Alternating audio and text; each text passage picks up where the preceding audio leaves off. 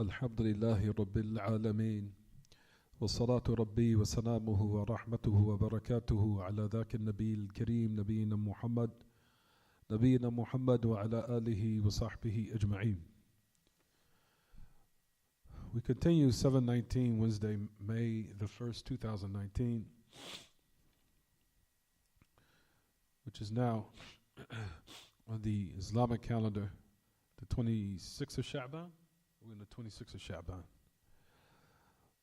The year 1440 after the Hijrah of Mustafa alayhi salatu wassalam.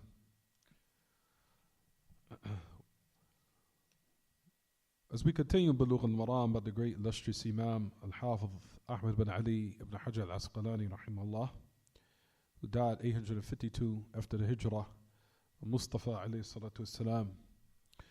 We were discussing the topic in Kitab al-Siyam about one performing cupping or being cupped and whether or not that matter breaks one's fast. We said these are from the affairs.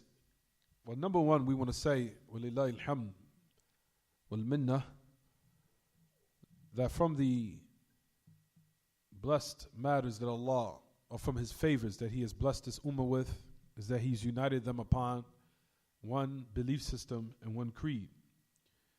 And only the matters of ikhtilaf, or certain matters in fiqh, are in the branches. And that's pertaining to jurisprudence and what they call fiqh. But other than that, as we know, and which is the ijma', that there is no khilaf whatsoever, there is no difference of opinion whatsoever in the usul of the foundations of the religion of Islam, and those are from the affairs, or rather we say the favors that Allah has blessed us with, so we could be united upon one creed, one belief, and one methodology. From the examples of those matters that shows that there's a little khilaf, little differences in the branches, what they say subsidiary matters, which is the branches, is this matter which we're discussing now about one being cupped while he is fasting. And these matters do not cause any type of tafriq, or any type of doesn't cause any type of tafriq or furqa.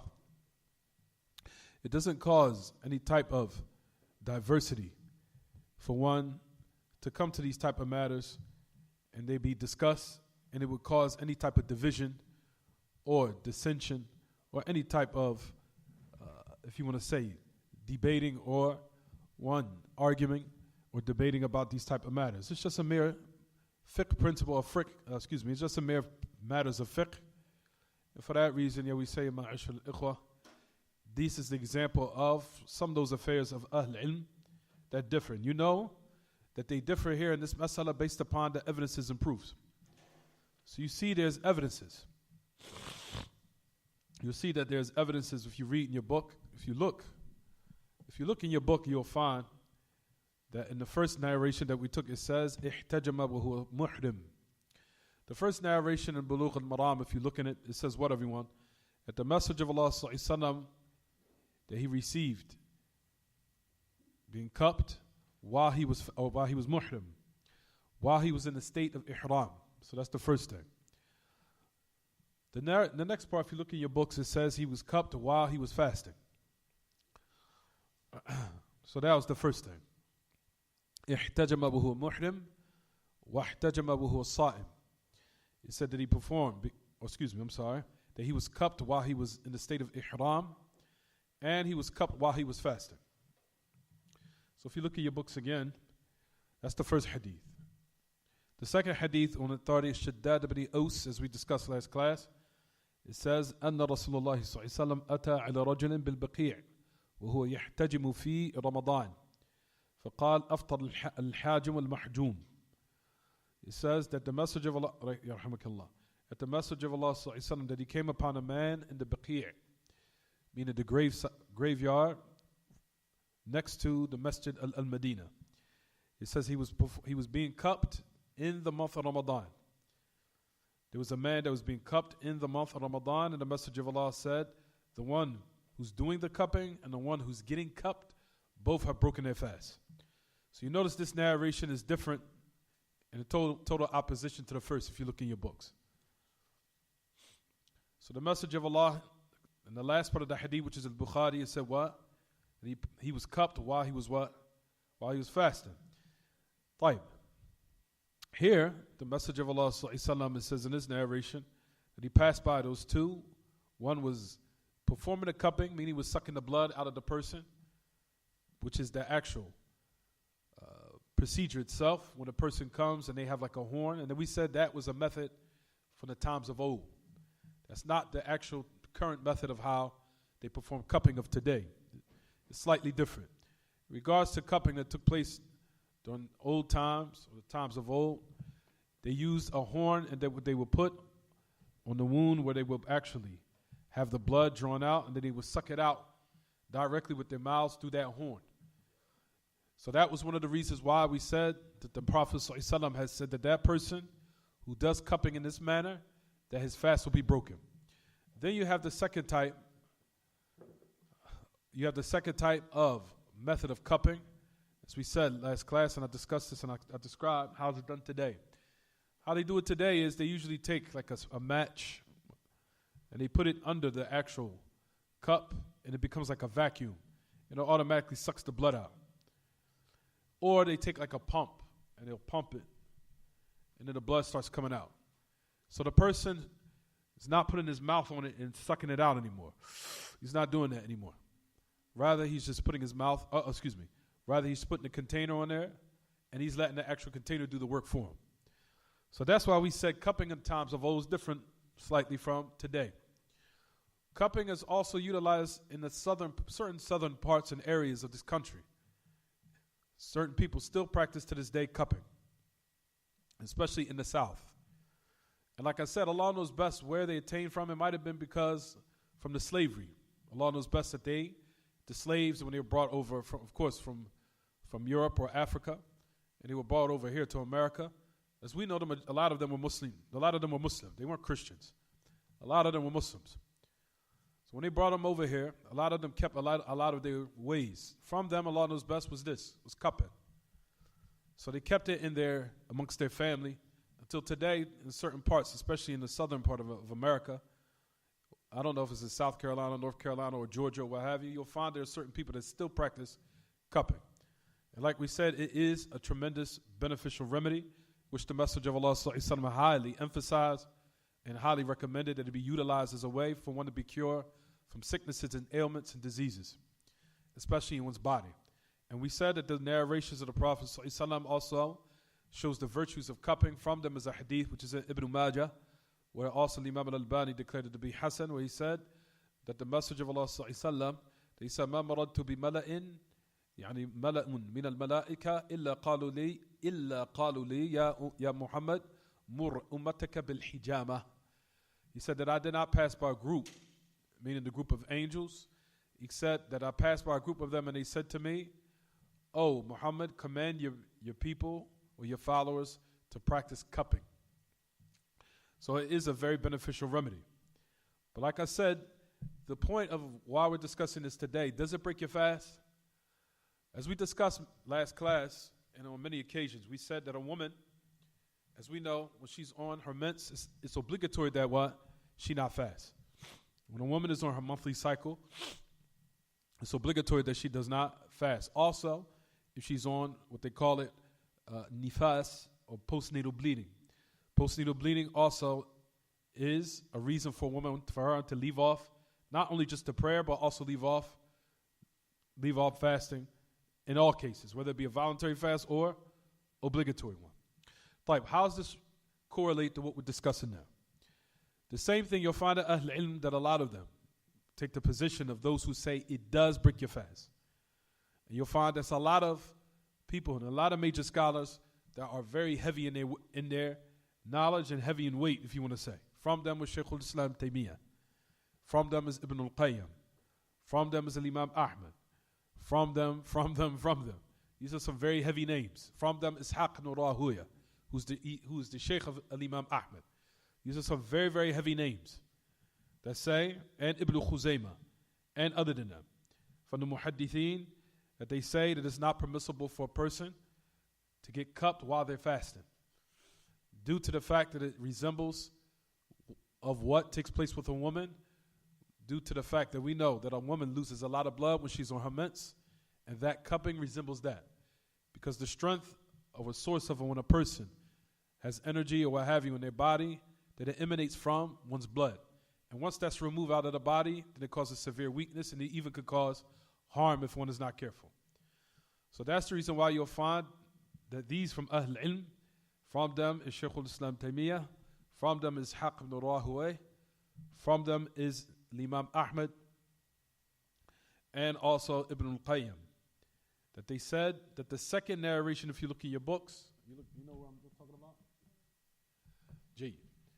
If you look at the narration in your books on Shaddad ibn Aus, that they say that that narration is what is applicable. That it does break one's fast, cupping. And from the Imam of these days and times who say that cupping breaks your fast, is Sheikh Salih Fawzan, Sheikh Uthaymeen, and Sheikh bin Baz, when it comes to Mama, Sheikh bin Baz also, and other than them from the scholars of today that say that cupping does break one's fast if he was to do it while he's fasting. So if one is to have the blood drawn while he's fasting, it does break the fast, as they say. Even you'll find, we won't get too much into detail, I'll keep it summarized. So we say that in Imam Ahmed, I'm going to just read quickly even what the great Imam, Sheikh Salih Fawzan mentions. He says, وَهُوَ حَدِيث رَوَاهُ بِضْعَةَ عَشَرَ صَحَابِيًّا عن الرسول صلى الله عليه وسلم وهو متواتر أو قريب من التواتر قوي الإسناد واضح المعنى فهو يدل على أن الحجامة تفطر الصائم وأجاب عن حديث احتجم وهو الصائم بأن هذه اللفظة غير محفوظة الصحيح أنه احتجم وهو محرم وأما اللفظ وهو الصائم فهي غير محفوظة وإن كانت في صحيح البخاري ولذلك تركها الإمام مسلم وروى احتجم وهو محرم ترك وهو صائم لأن هذه الزيادة غير محفوظة عن النبي صلى الله عليه وسلم. He said in regards to the strongest opinion in this discussion of ours about one getting cupped and he's fasting, listen to what he says. Even the great Imam Sheikh Salih Fawzan Hafidhullah, he says Imam Ahmed also takes this opinion, and his Sheikh Ishaq ibn Rahawayh, and the great Imam, they call him Imam al-A'imma, Imam Ahl Sunnah Ibn Khuzaymah, and also it was the choice of Shaykh al-Islam Taymiyyah and also Ibn al-Qayyim. They said that the hijama or cupping, it does break one's fast, applying the hadith of Shaddad ibn Aus. That is the strongest opinion, as they say. I'm going to say why. They said due to the fact that this affair is mutawatir. They said that about maybe more than 15 sahabi narrated this hukum. They narrated this ruling. So they say that this matter what they're discussing is mutawatir, or is close to being tawatur, or close to the level of tawatur. What's tawatur? What is the meaning of mutawatir, everyone? It's a lot of different narrators that narrated from the Sahaba. It wasn't just one Sahabi. Rather, you'll find maybe 15 to 20 to maybe 30 and more. That's the meaning of tawatur or mutawatir. So they said that the mutawatir, what this narration of Shaddad ibn Aus, that is mutawatir upon a lot of the Sahaba. They said the chain of narrators is very strong and the meaning is clear. They spoke. So what's the answer to the narration about Imam al-Bukhari where he said that the Messenger of Allah cupped while he was fasting? What's their answer? They say that the wording, that one little wording is weak. The wording, not the isnad, not the chain, but the actual wording is weak. What's strong is that the Messenger of Allah, that he was cupped, he perceived cupping, or he was cupped while he was in the state of ihram. That is the strongest or authentic part of the narration. The last part of the narration, where it says that he got cupped while he was fasting, is weak. They said the wording is weak. Not the isnad, not the whole matan, just that one wording. That's the reason why Imam Muslim in his Sahih, he left that part off in the hadith. He didn't mention the one part where it said that the Messenger of Allah was cupped while he was fasting. The Imam Muslim left it because he seen that it was what? That little part of the narration is weak. Are you writing this down? You can write it in your book or you can write it in your notebook, because I know you're not going to remember this. Write it down in your book.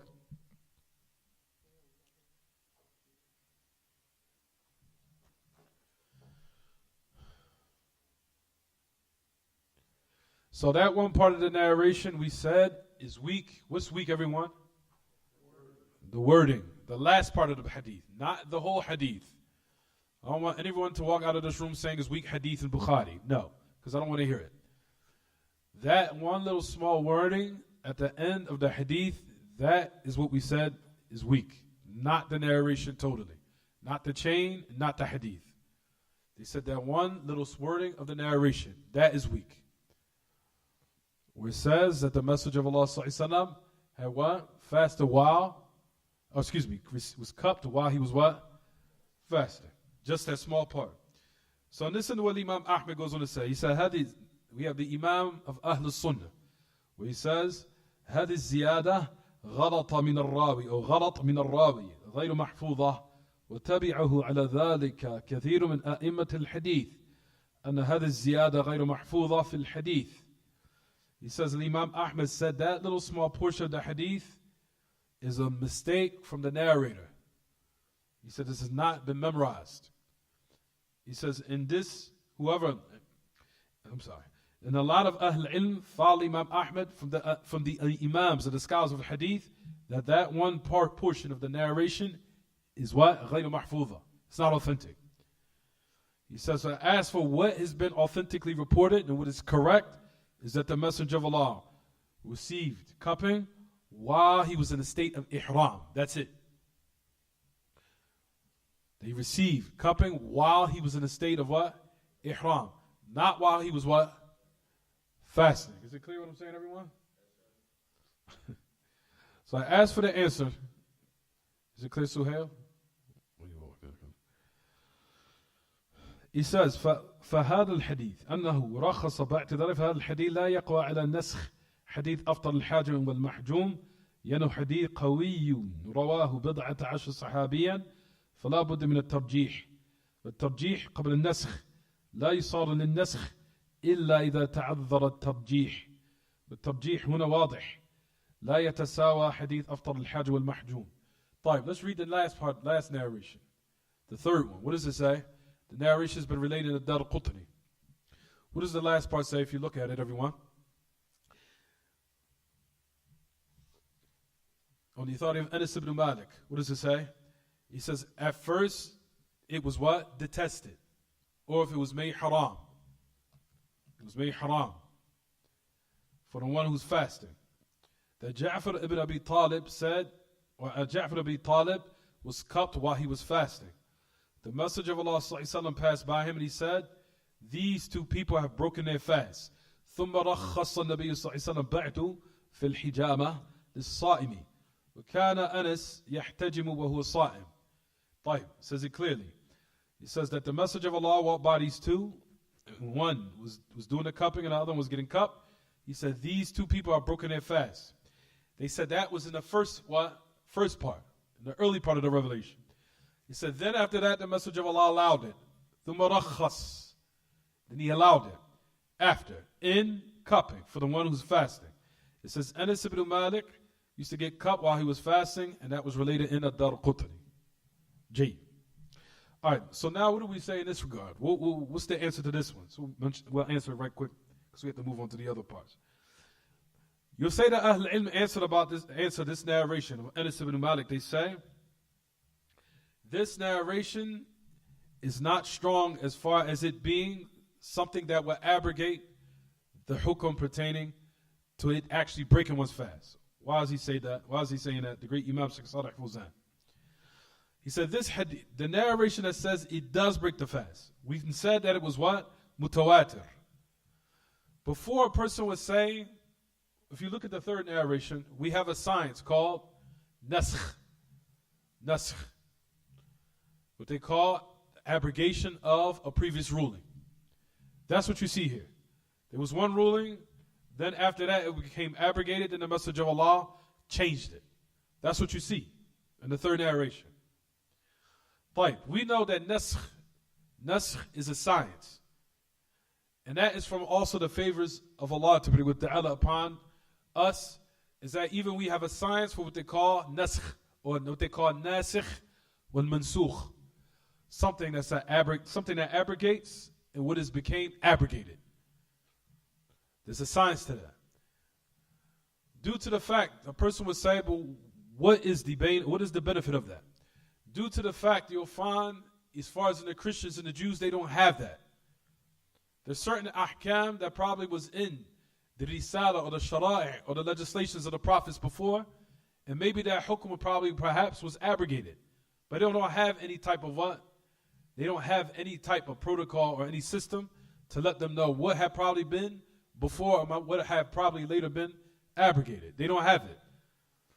You'll find that a lot of their things is based upon what? Their own type of naskh that they make up. Or for example, as we know, for example, and this is probably hilarious, and it's also sad at the same time. For them, you'll probably ask them, why do you fornicate? Fornication is haram in all the prophets and messengers and all of their what? All of the religions of all the prophets and the messengers. You'll never find that fornication was what? Halal. Ever. That's something that all the prophets and the messengers agreed upon. So why do you fornicate these days at times? Oh, that was only for the times of old. That was for the times of old. What abrogated it? What's the nasikh? What abrogated it? Where is it at? Where is it at? That's what I'm saying. There is no social. There's no type of system with them. Everything is based upon what they see to be correct and what they deem to be what? Good and what deems to be bad. They used to ask them what abrogated it. Because you got to look around. Look what everybody else is doing. First of all, what the people do on the streets and around us in our communities is not considered a nasikh. It's not considered something that abrogates a hukum of Allah. However, in the religion of Islam, we do have that. We do have a nasikh wal mansukh, and there's a science behind it. And we know that in regards to what happened, as we took in the narrations of what happened when the Messenger of Allah prohibited that they visit the graves. So the old hukum was what? The old ruling is that they couldn't do it. Until the Messenger of Allah, seeing that their belief system became strong, and he taught them properly in the proper etiquette of what to do, what is the reason of what will one go to the grave for, then that was abrogated, then he allowed them to do it with the certain conditions that he added onto it. So that was an example of a nasikh wal mansukh. So it's an example of what abrogates and what has been abrogated. Also in regards to what? Drinking intoxicants, the same thing. The Messenger of Allah took people in what? Degrees. As we know that khamr in the beginning stages used to be what? Detested. Used to be detested. But it was still allowed at one time. Yes, it was. If you look at the 3 steps, the Messenger of Allah took them through 3 stages because he wanted to focus on what was more important, which was to teach them their belief system and rectify their mind. Then after that, after the aqidah and their belief system and their hearts and their belief system became rectified, then after that became settled in their hearts, Allah sent down the final ruling, which is that what? Khamr, intoxicants, is prohibited forever. But he took them in stages and degrees, focusing on what? What was more important. And if you find, like we talked about, Abdullah ibn Mas'ud and Aisha mentioned in the first part of the narrations, they said that the first of what was revealed to us was mufassal. The first thing that was revealed to us was pertaining to the affairs of aqidah and belief system, and affairs about the hereafter, and the belief system of the hereafter, and the belief in the unseen, which is the foundations of the religion. And if it was said to us in that time, leave off intoxicants, we would have said what? We would never leave it off. Why? Because their minds was not yet rectified. But the point of the matter is that what? The khamr at one time, that it had what? That it was allowed at one time. It was. Then it became detested, that one cannot drink at the time for salat. Meaning at the time of the salat came, then he was not able to what? Perform the salat while he was intoxicated or what have you. Or he was not supposed to drink at the time when he was supposed to pray salat or bring salat or perform salat, excuse me. Then after that it became totally haram. The point of the matter is that you'll find that there's a nasikh and there's a mansukh. There was something that abrogated the ruling, and there's something that became abrogated. Meaning the old ruling does not what? Stand. But what abrogated is what's what? Is what's correct. Same example that they're saying here. The first time, but however, it's the reverse, it's the opposite here. Sheikh Salih Fawzan and other than them from Ahl Ilm saying that there's no nasikh here. He said rather you'll find that the original ruling is stronger in its chain, in its narrators, and who related it, and its authenticity. Because there's a science to nasikh and mansukh. There's a science to it. From them is to look what they call tarjih, between the evidences and proofs to see what is more authentic and what is stronger. So right now I'm talking about nasikh and mansukh, the science, a little bit of it, of what's considered, what abrogates, and what has been abrogated. Here it's not applicable. It's not. That's what they're saying here. Here we're not applying. Here nasikh and mansukh has not been applied here. Either due to the fact that the narrations that the Messenger of Allah, if you look in your books, of Shaddad ibn Aus, they said that narration has been authenticated and been reported by a lot of the Sahaba, more than probably 15 and more. They said that Isnad is strong, very strong in its evidence and proof, strong in its chain, strong in its narrators. In contrast to the narration of Anas ibn Malik. For verily in its authenticity is on a lesser level than the chain, which is Shaddad ibn Aus. So Shaddad ibn Aus is stronger in its authenticity and in its chain and in its meaning than the narration of Anas ibn Malik. And I'll read quickly what the great Imam Sheikh Salih Fawzan says. This is what he says, that this narration of Anas ibn Malik, he says it does not abrogate the narration of Shaddad ibn Aus. He said, لا يقوى على نسخ حديث أفطر الحاج والمحجوم. He says it's not strong enough to reach the level where it will abrogate the narration of Shaddad ibn Aus.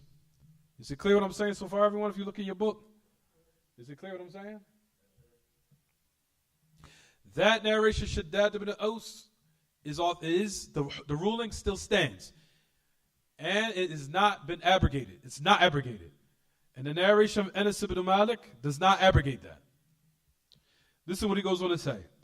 He says, because we know from the science of naskh, he says, at-tarjih qabla al-naskh. He said, before one can go to abrogating, before that, there's something called tarjih. Tarjih meaning looking at the level of authenticity and strength of the authenticity of the narration. Before you say something has been abrogated. He says the tarjih of us looking at the strength and the authenticity of the narration takes precedence and it comes before the actual application of what they call abrogation. So what preceded here is what? Tarjih. Tarjih meaning, I'll try to say it again, tarjih suhail. It means looking and comparing the authenticity of the narrations and seeing which one is stronger. Tarjih meaning looking and comparing the narration. You writing this down? Or you just looking at me? Tarjih just meaning to compare and look what is stronger in its authenticity. Or what is stronger in what's been narrated or what's been conveyed. That's the meaning of tarjih, or what they call rajih wa marjuh. What is stronger and what is weak. Marjuh is weak. Rajih is strong. Tarjih just means to look which one is stronger and which one is weaker, as far as what has been authentically reported, and what as far as its authenticity, and as far as in its level, which one is more authentic. That's the meaning of tarjih. So we give step and precedence to tarjih over what? Naskh. Over what and whether or not an affair has been what, or ruling has been abrogated. That's what we're saying here. So he goes on to say that tarjih huna wadih. He says here we can utilize tarjih and it's clear. And he said it is no way that it is even close or equal to the hadith of Shaddad ibn Aus. He said not from the aspect of the chain. And a hadith رخص فيها بعد ذلك فيرجح حديث أطر الحاج والمحجوم. He says we give precedence to the narration that it does break the fast due to how many abundant narrators have conveyed it, the authenticity of his chain, and also likewise the narration of Anas ibn Malik, and what we just mentioned is Imam Ahmad said that particular wording in the hadith, which is the first one, on Ibn Abbas, that he said the last part of the narration is what is weak. What Imam Ahmad and other than them have what? Mentioned. So this is what Ahl Ilm and a lot of them say, even though, let's just say, just to summarize everything, and I told the brothers this last class, it is better for the people just to, if they can, to get cupped when the sun goes down, so you can fall off ikhtilaf. So you can keep yourself out of falling in difference of opinion. Just if you want to get cupped, just do it after the sun goes down. So you don't have to fall into what? Difference of opinion. That's if one wants to do it while he or she is fasting. So just to conclude everything, so we can keep it summarized, is to say that what? That everyone, if one wants to get cupped and he's fasting, just wait till the sun goes down. Just wait till the what? Sun goes down. So he can now fall or remove himself from khilaf. طيب. What's similar to that is what we said, fasting or breaking one's fast breaks down to two types. What you put in your body and also what you extract outside of your body. Those two things break your fast. Things that you put in your body and things that you extract from your body also breaks your fast. Depending on the quantity and depending on what you've done on purpose. And also depending what you've done on purpose. I'll say it again. What breaks your fast? This depends on, write this down, what you put in your body and what you extract from your body. Depending on whether or not it was done on purpose also is another detail. What you put in your body, I think that's clear. What comes out of the body, that's what we need to discuss. From those affairs, if it's extracted from your body, if it's extracted from your body, it breaks your fast, such as blood. If it's in huge quantities. If it's in huge quantities and copious amounts, it breaks your fast. Especially if it's done on purpose. If it's done on purpose. What do I mean by that? You might rub up against something, a piece of glass, you fasted. A whole bunch of blood starts to come out. You do that on purpose? No, you didn't. You just happen to be walking by something, you cut yourself. You see all this blood starting to come out?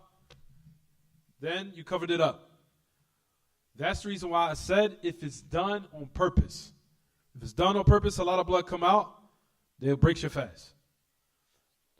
If you just happen to just walk on something that's sharp, you see a lot of blood starting to come out, or you might have rubbed up against something, or something that's sharp and blood starts to come out, just wait a second. Then, like we said, that does not break your fast if it was done unintentional. Now, as far as in regards to one, donating blood, one needs to have someone saved, or donation of blood. We talked about that before. That's an emergency.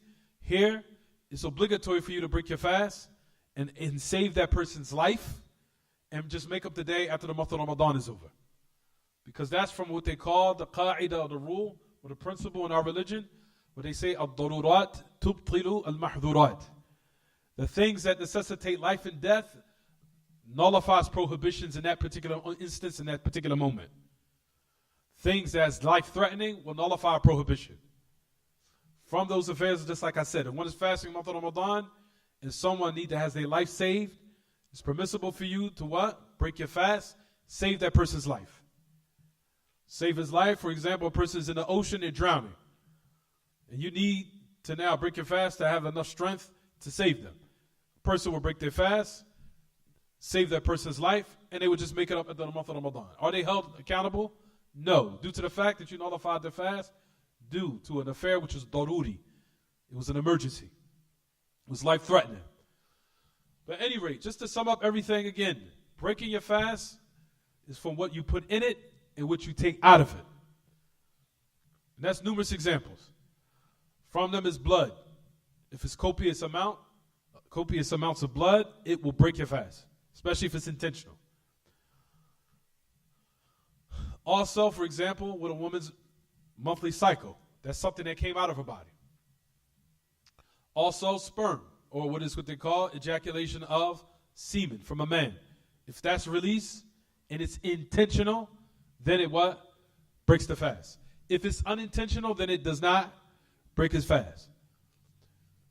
Semen, for example, if a person is asleep and they have a wet dream, they wake up and they see semen has come or has emanated, has coming out, or has been released. If that's the case, it does not break the fast. The only time that semen, if it's released, that you caused it, that you felt yourself in desire, and as a result, while you're fasting, you caused that semen to be released, that breaks the fast. These are all examples to show what enters the body breaks the fast, and what is extracted will likewise what? Break the fast. Similar to this hadith, what we're discussing now. If you look in your books, it's talking about what, everyone? It's talking about something that's removed from the body, such as what? Blood. In its copious amounts, and you intentionally what? Doing it. That's the reason why you'll find that a lot of Ahl Ilm say that if you perform cupping, then what? Then it will break the fast. Because usually when a person is cupped, a lot of blood is extracted, and you're intentionally doing it. So here in this regard, we would say that one, if he wants to get cupped, just to put it off until when?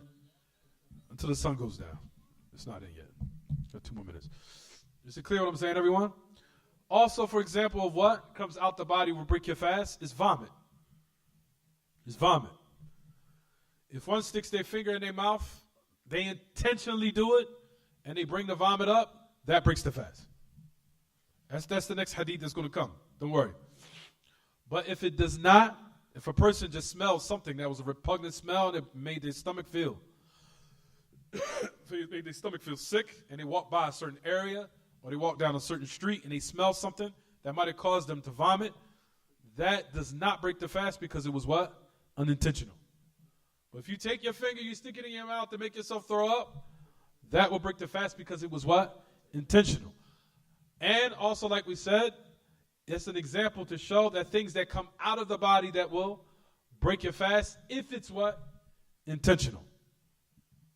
Is it clear what I'm saying? So now it's not only about things that you put in your body that will break your fast in certain instances, but things that are extracted from the body also likewise what? Breaks the fast. Is it clear what I'm saying, everyone? Certain things, not everything, certain things. I gave an example before also. Let's just say you have a nosebleed. Nosebleed is unintentional. If you used to have a nosebleed, does it break your fast? We say no. One would continue your fast. Due to the fact that a nosebleed is usually, it's uncontrollable. A person doesn't have any control over that. So in that particular instance, then what? A person will still continue to what? Continue to fast. They will continue to fast.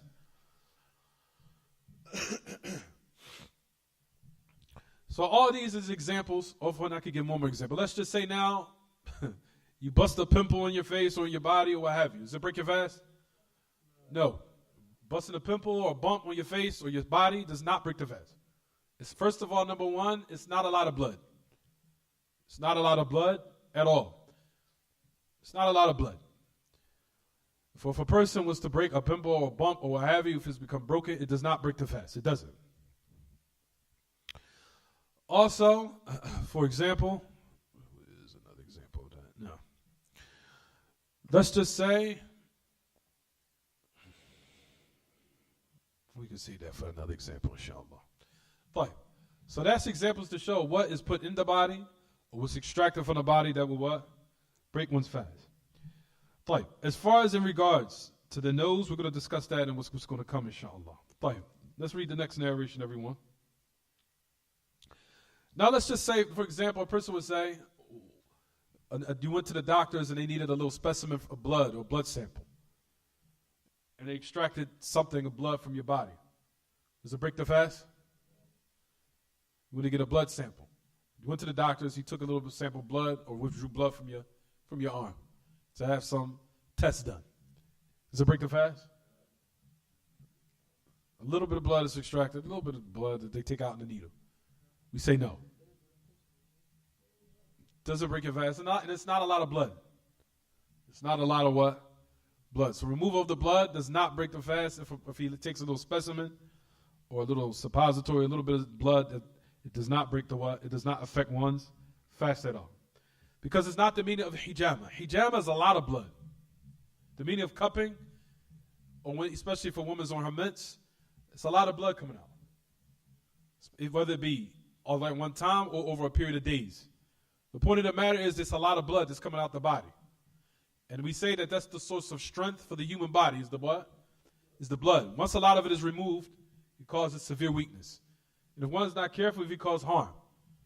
So that's the reason why it's been prohibited that the woman fast while she's in a state of her mens or postnatal bleeding, or when a person is being cupped or what have you. And even to the point, like we said, if one wants to donate blood, that person still will be considered to have broken their fast due to the fact that it's a lot of blood that has been extracted. And we know that that is what? Dangerous. Right, let's go on to the next hadith. I think it's time for the adhan. Who wants to call it? It just came in about 2 minutes ago. Somebody want to call the adhan? You want to call it, Jamal? It just came in 2 minutes ago.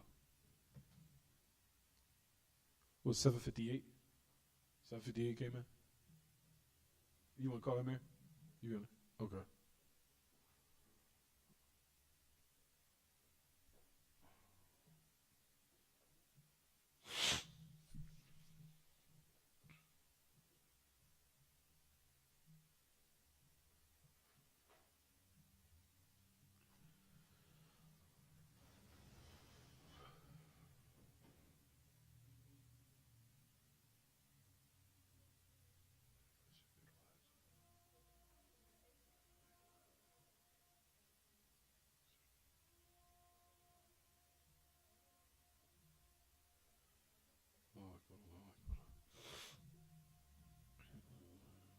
What's wrong? What happened? You think all right? You all right? You guys cool? You all right? Okay.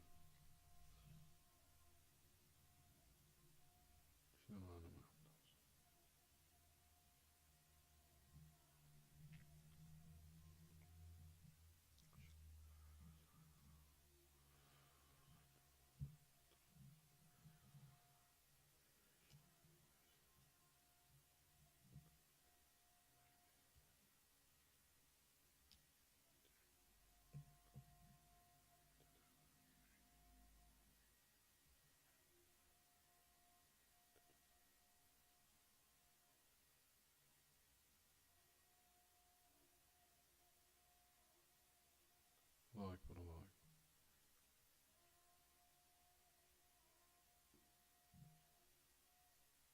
اللهم رب هذه الدعوة التامة والصلاة القائمة آت محمد الوسيلة والفضيلة وبعث مقام محمود وحده.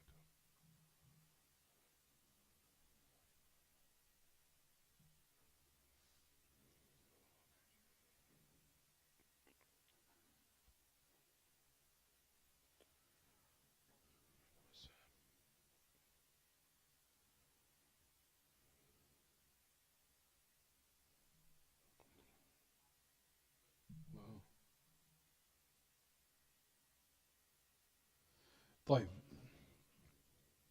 Read the next hadith, everyone. The next hadith on the authority of Aisha radiallahu anha. It says, and I'll read it quickly because we got to hurry up. أن النبي صلى الله عليه وسلم اكتحل في رمضان وهو صائم. رواه ابن ماجه بإسناد ضعيف. قال الترمذي لا يصح في هذا الباب شيء.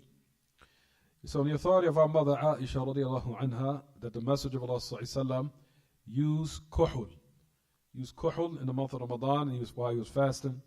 It's been related Ibn Majah bi-isnadin da'if. We said the net chain is weak.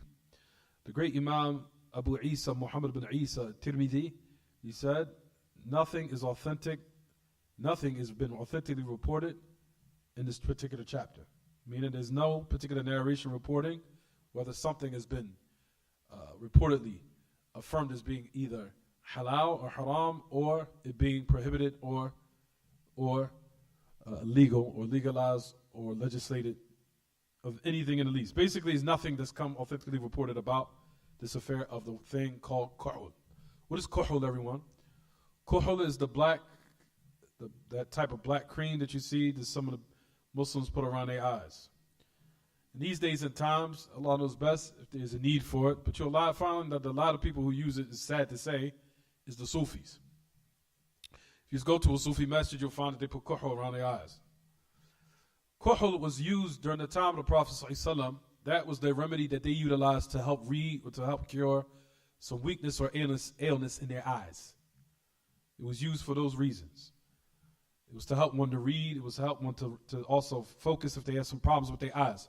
There's some type of madda, there's some type of ingredient inside of kuhul. I don't know what it is, but it's something as a medicine or a treatment for the vision. I don't know what it is exactly. But during the time of the Messenger of Allah, it used to be utilized to help one to see better. The women used to utilize it for what? For decoration. They used to decorate their eyes or put kuhul. Now, these days it's mascara. Of course, women uses maquillage and mascara and all these other things. That's what the women use of these days at times. But the time of the Messenger of Allah, women used to use kuhul as a form of decoration for their eyes to make them look a little bit more appealing and enhance their beauty. They'll put their blackness around their eyes and to make them look more a little appealing and look more, if you want to say, attractive. But we know that kuhul is permissible for one to use, generally.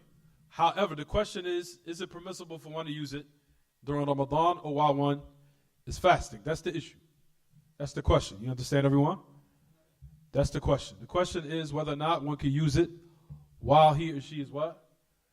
Fasting. Like, two things I want everyone to realize. That number one, how many times until we have until the Iqam? We got over 5 minutes. Like, that the eyes and the ears are not considered a manfadh, a passageway to the stomach. So this topic here is in regards to now, to teach us whether or not the eyes and the ears, is it a passageway to the stomach? Whereas if someone was to put something in it, it would break your fast. That's the issue.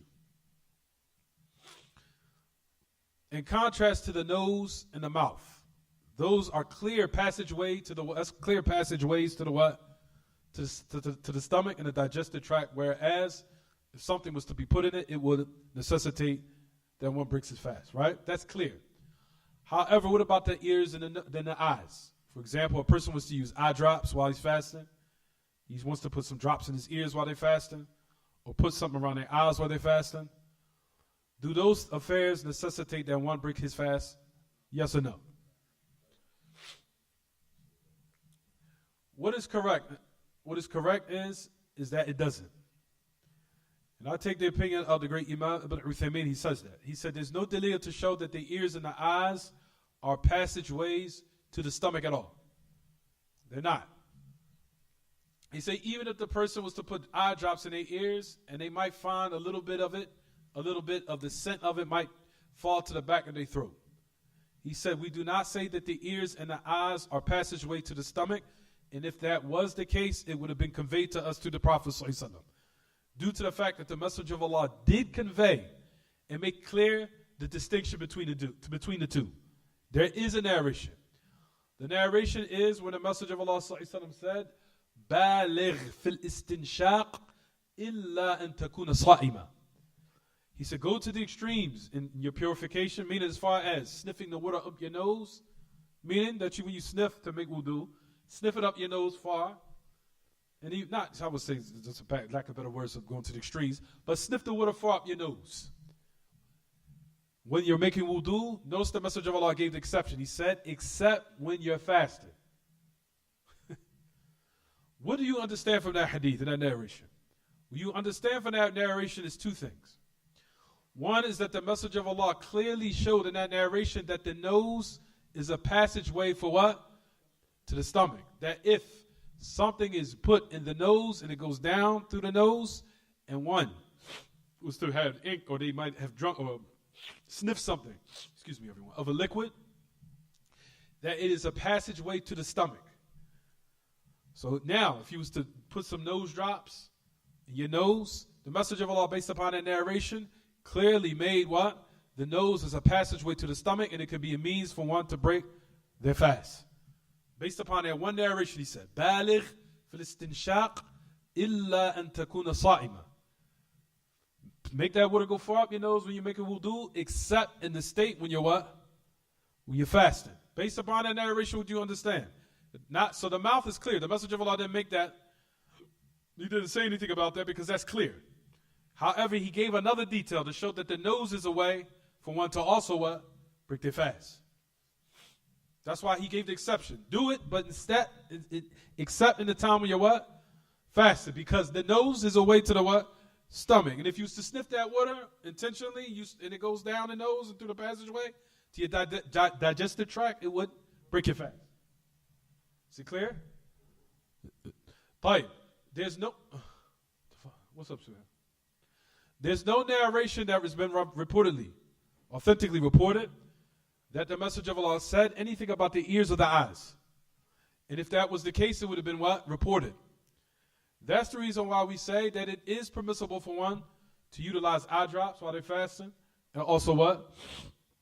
Ear drops. While they're fasting, there's nothing wrong with that. And for all the more reason is that one can use what they call kuhul. That blackness, or that black type of, I shouldn't say makeup, but for the black, better words, kuhul is translated, they call it, I think they translate it as cool. They just translate it as cool. I don't think there is no English word for it. As far as I know, people just on the street call it cool. Kuhul is that blackness. I don't know if some of the Muslims that you've seen have do it. It's sad to say that the majority of Muslims that do it is the Sufis. A lot of them are the Sufis that do it. That they put this blackness you'll see around their eyes. It looks like a little bit like somewhat like mascara, but it's not necessarily mascara. But they put it around their eyes. That's called kuhul. During the time of the Messenger of Allah, they did used to wear that. But there was reasons why they used to wear it. The men used to wear it for the reasons of medicine, or to enhance their vision. The women used to wear it for reasons of what? For decoration. Is it clear what I'm saying, everyone? Fine. So during the time when a person wants to wear kuhul, can he do it during the month of Ramadan while he's fasting? We say yes. We say yes. Ahl ilm say that one can utilize kuhul, and based upon these narrations here of Aisha, then one can also what, everyone? They can also put drops in their eyes, and they can put what? They could put it in their ears. Or they could put a cream around their eyes if they have some type of sore around their eye. They could put the medicine around their eye. Or if they have some medicine they want to cure or treat some type of ailment in their ear, they could do likewise the same. And it will not affect their fast at all. Is it clear what I'm saying, everyone? And for all the more reason is that one can, for all the more reason, we could say that one can utilize what they call kuhul. Kuhul. However, some of Ahl Ilm say that they should, it's just hated. That if one wants to just leave it off until the sun goes down. But, like I said, from what is evidence of what you'll find that even Ibn Uthaymeen mentions, he said, there's nothing wrong with it. That one can do it in the day or the night, whatever. And there's no evidence and proof. And then we know that the origin is that everything is upon what is halal until there's a clear text saying that it's haram. And there's no text that's been authentically reported from the Messenger of Allah prohibiting that. And if that's the case, it stays upon its origin, which is al-hil, which is that it is what, everyone? Is permissible. So one can utilize kuhul while they are fasting. Like I said, the majority of the people you see that using these days and times, it's sad to say, is the Sufis. A lot of the Sufis use it. But if one wanted to utilize it, or if the woman wanted to use it for her husband to decorate herself in the house to make her look attractive, then she can utilize that while he or she is fasting. Is it clear what I'm saying, everyone? As long as it's in the house for her husband. Fine. The next narration. So that everything is clear about the nose drops, the eye drops, all of that is clear. Is it not, everyone? Is it clear, everyone? G. The next narration, if you look in Abu Hurairah, if you look at your books, what's the next narration? It says, نَسِيَ وَهُوَ الصَّائِمُ فَأَكَلَ أَوْ شَرِبَ فَلْيُتِمَّ صَوْمَهُ فَإِنَّمَا أَطْعَمَهُ اللَّهُ وَالسَّقَاهُ. He says, whoever forgets while he or she is fasting, and he eat or drink, let them complete their fast, for verily Allah has given them food and drink. That narration, muttafaqun alayh. There's another narration that says, من أفطر في رمضان ناسيا فلا قضاء عليه ولا كفارة. والصحيح For Hakim, it says, whoever breaks their fast in the month of Ramadan out of forgetfulness, then they do not have to make it up, nor is there any expiation. This is to show what, everyone? This is to show how one, if they was to break their fast while they eat and drink intentionally, then, of course, we know that breaks your fast. But what if it's done out of forgetfulness? It does not break the fast. Let's just say a person went in the refrigerator, they were totally in an absolute state of heedlessness, unawareness whatsoever, to the most utmost extent. And they ate 2 hamburgers with ketchup and cheese on it and everything. Until you walked in the house and they ate both their hamburgers. And you walked in the house and you said, okay, you remember you fasting? They said, whoa, I forgot. Their fast valid or not valid? Still valid. Valid.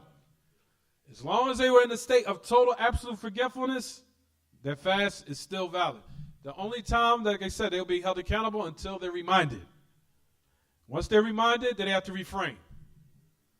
But if let's just say they went through 2 burgers, total in absolute state of ghafla. Let's say they had a hamburger, french fries, and everything. And someone reminded them, then like we said, their fast, if they have not, and they're in a total state of unawareness, their fast is still valid. But they have to be in a 100% state of unawareness. It happened to me, like I said, on Ramadan. I've told people this story. I was giving a khutbah one time. I drank like a half a bottle of water while I think it was the first week of Ramadan. And I was in the middle, I drank a half cup. People was looking at me strange, and I'm looking at them, why are they looking at me strange? So I'm like, I forgot I was fasting. So I drank that bottle, or maybe the whole bottle of water. And people were looking at me in the khutbah like this, with their eyes open. So I'm like, what's wrong with people? Why are you looking at me like that? So I kept drinking it. I'm like, what's wrong with them? So I'm like in a total state of what? Unawareness. Even though I fasted, I got off of suhoor that morning, prepared, everything. Started fasting that day. So I was fasting. But it was a summer day, it was hot, everything. Giving the khutbah. And I drank the whole bottle of water. After the khutbah was over, brothers reminded me, you remember you fasting today? I said, yeah, of course I'm fasting. They said, you know you just drank the bottle of water while you was giving the khutbah. I was like, oh, I was totally forgot I was fasting. I totally forgot. But I was hot and I really was thirsty too. But the point of the matter is I was in a state of total unawareness. I was just totally heedless of what was going on. To the point where the whole bottle was almost gone. But the point of the matter is if that's the state of the person, what? They continue their fast and they continue to what? Until the sun goes down, their fast is still what, everyone? Still valid. As long as they was in a state of absolute unawareness and heedlessness. Until one reminds them. If once they're reminded, then they have to what? They have to refrain from it immediately. But before that, then what, everyone? Then one is still not held accountable and he can continue his fast until he finish it. And there's no expiation for it. If you notice that all these ahkam in our religion of fasting, all this is to show how complete the religion of Islam is. And everything, as far as with blood, as far as with medicine, as far as what you can do, what you cannot do. Notice there's all a certain protocol and everything is in its correct order. Do the Christians and the Jews have this? In this detail, they don't. So you find that Sheikh Abdurrahman Sa'idi said that these are the type of affairs you need to look at to increase you in iman, to know what you're upon is the truth. And the more you read it and the more you educate yourself, the more you find like how it is bewildering, how everything is in its proper place and how everything is so detailed. So we know what we can do, what we can't do while we're fasting, while state of heedlessness, state of forgetfulness, what's done unintentionally, what's done intentionally, to the end of it. Even when a time of emergency, what you can do, what's permissible, what, to the end of it. Everything is clear. Is it clear what I'm saying, everyone? Fine. So that's the thing to show of the qa'idah that we just mentioned. It said, ما يفعل من باب النسيان أو ما يفعل نسيان أو نسيانا. What is done out of forgetfulness. If it's done out of forgetfulness, then what do we say? The one continues their fast until what? The sun go down, and they do not have to what? Make it up. طيب. So that's done out of forgetfulness. طيب. Last hadith, we'll stop here. Let's go to the next narration, Abu Hurairah. قال رسول الله صلى الله عليه وسلم من ذرعه القيء فلا قضاء عليه ومن استقاء فعليه القضاء رواه الخمس وأعله أحمد وقواه الدارقطني وإن لم يصح سندا فالمعنى صحيح. طيب. When the authority of Abu Hurairah that the Messenger of Allah صلى الله عليه وسلم said, that if one is overtaken or succumbed by something that will cause him to vomit, then what does it say? He does not have to make it up. Rather he what? Rather he what, everyone? He continues. Why, everyone? Because it was what? Unintentional. عن غير عمد. It was unintentional. What's also included in this narration for the meaning of it, similar to that, is smoke. Smoke. As we know, smoking breaks your fast. قول واحد. شرب الدخان يفطر. والمخدرات وتناول المخدرات وتعاطي المخدرات تفطر. شرب الدخان يفطر. شرب الحشيش يفطر. بل هي من أخطر من أشد أنواع المخدرات الحشيش وشرب الدخان. All those matters, they break your fast. Smoking, weed, all those things. They smoke it, they're considered khamr. They're considered what? Intoxicants. You got to go to the bathroom? Hold on for 1 second. All those break your fast. But a person would say, what about me walking down the street and I smell some smoke from a factory?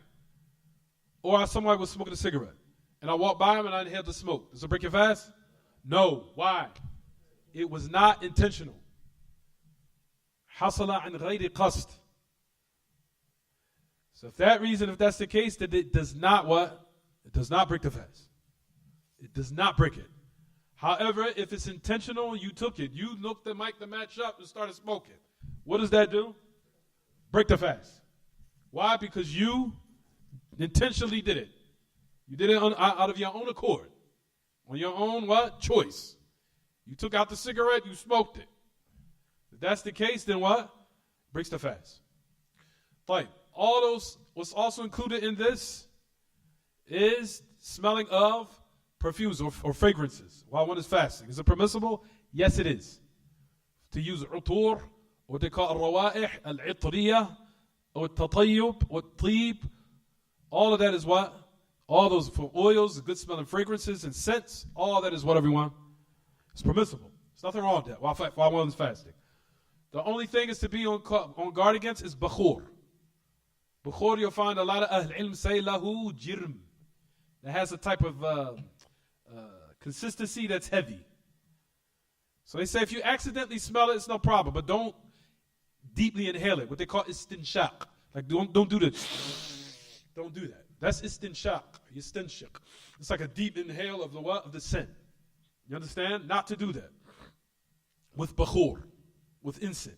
That's the only thing to avoid if one was to do it. But if he accidentally, unintentionally just smells it, there's no problem. But not to inhale it. Because you know, like we said, from especially in Saudi Arabia, they usually take the bakhur, they put it under their scarf, and they let the fragrance go up into their scarf so it can smell and absorb the what? The good scent inside of the scarf. But not to inhale it. Deeply inhale it. Not to do that.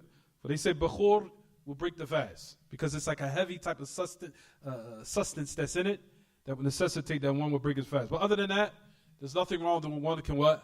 Smell fragrances or smelling oils. There's nothing wrong with that. There's absolutely nothing wrong with that while one is fasting. Is it clear what I'm saying, everyone? Fine. So that's the reason why we say what is done intentionally, it will what? Break the fast. What's done unintentionally. So one is walking down the street and they smell a pungent smell that's disgusting to the point where they feel they're about to vomit and they vomit. So that reason we say that their fast is still what? Still valid. Is it clear what I'm saying? One has a nosebleed. Has a nosebleed. Does he still continue his fast or does he break it? Continues it. Why? Because it's unintentional. Is it clear what I'm saying, everyone? So all those fasts are done unintentional, then it does not break the fast. But in regards to what we just said about one's desires. If one, and I said this, and nobody finds this funny, then we'll close out right here. Make this the last hadith for today. If one touches himself or herself, and semen comes out, I'm serious, I'm serious. Then that breaks a what? That does break the fast. Why? Because you caused it. You intentionally what? Did it. That breaks your fast. Is it clear what I'm saying, everyone? طيب. What if pre-seminal discharge came out? Pre-seminal discharge doesn't break the fast. Doesn't. There's a difference between madhi and mani. مذي لا يفطر على القول الصحيح. المني يفطر قولا واحدا إلا إذا كان عن غير عمد، يعني عند حصول الاحتلام للصبي أو للولد الصغير. For if a person now semen was to come out or emanate and it was intentional, then it breaks the fast. Except if it was unintentional. A person would say, "How's it unintentional?" For example, wet dream. Wet dream is what? Unintentional. If a person does that, it happens to them, then they do not have to what? Break their fast, rather they continue. Is it clear what I'm saying, everyone? What is intentional is what breaks the fast. Pre-seminal discharge, medhi does not break the fast. Medhi, not many, medhi. Medhi, pre-seminal discharge. What comes out, what's released before actual what? Semen comes out. Is it clear what I'm saying, everyone? That does not break the fast. But however, if one puts himself in a predicament where he feels his fast is going to be broken, to avoid it. As we talked about the hadith of the Prophet ﷺ when he thought of Aisha, where she said that the message of Allah كان الرسول صلى الله عليه وسلم يقبل ويباشر وهو صائم ولكنه كان أملككم لإربه يعني لرغبته وشهوته. هذا هو الشرط. فلا بد أن يكون الشخص مالكا لنفسه وشهوته. ولكن إذا كان قوي الشهوة فعليه يتجنب تقبيل الزوجة أو معانقتها أو احتضانها أو مباشرتها حتى لا يعرض نفسه للخطر وهو صائم. So a person does not expose himself to now nullifying his fast or a major sin, especially if a person is a young youth and he's in his prime years where his desires are very strong, then he should avoid it at all costs so he doesn't fall into something haram, which is now exposing your fast to something dangerous where you'll fall into something impermissible while you're fasting. Is it clear what I'm saying, everyone? Fine, we talked about this and that's the last thing. So we'll stop here. So we got to pray. هذا وصلى الله وسلم وبارك على نبينا محمد وعلى آله وصحبه. سبحانك اللهم وبحمدك أشهد أن لا إله إلا أنت أستغفرك وأتوب إليك. Is there any questions about the class? تفضل سهيل.